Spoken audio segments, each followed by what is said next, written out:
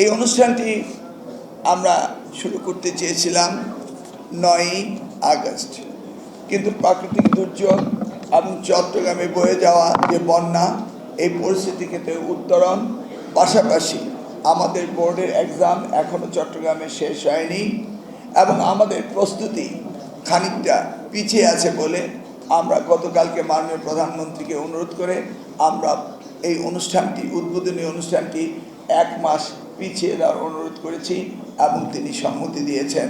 অর্থাৎ আগস্টের পরিবর্তে আমরা আগামী সেপ্টেম্বর 9 কিংবা 10 তারিখে করতে যাচ্ছি। এই অনুষ্ঠানটি সারা বাংলাদেশের প্রত্যেকটি উপজেলায় সকলেই অংশগ্রহণ করবে।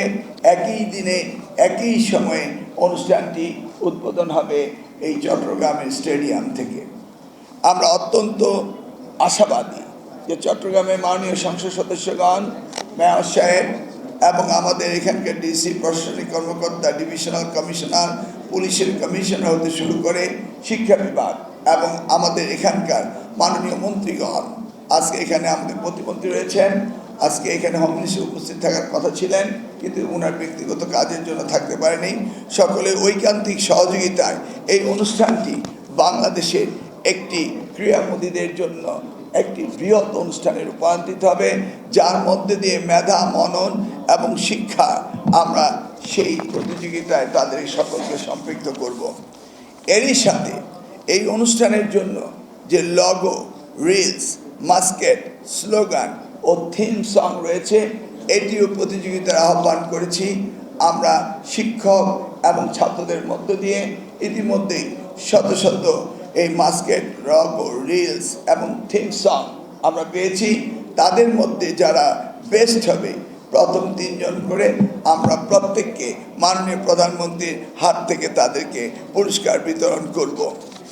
আমরা আশা করছি এই অনুষ্ঠানের সার্থকতা বয়ে নিয়ে আসবে এই চট্টগ্রামের সকল সুধী সমাজ, সাংবাদিক সমাজ সকলে মিলে, এবং আমরা আহ্বান জানাবো এই অনুষ্ঠানটি যেন সুন্দরভাবে হয় এবং আমাদের বাংলাদেশে 180 মিলিয়ন যে আমাদের জনসংখ্যা রয়েছে, আমরা বিশ্বের দরবারে ক্রীড়ামোদী বানিয়ে আমাদের ন্যায্য হিস্সা আমরা পাবো, এই বিশ্বাস আমাদের রয়েছে।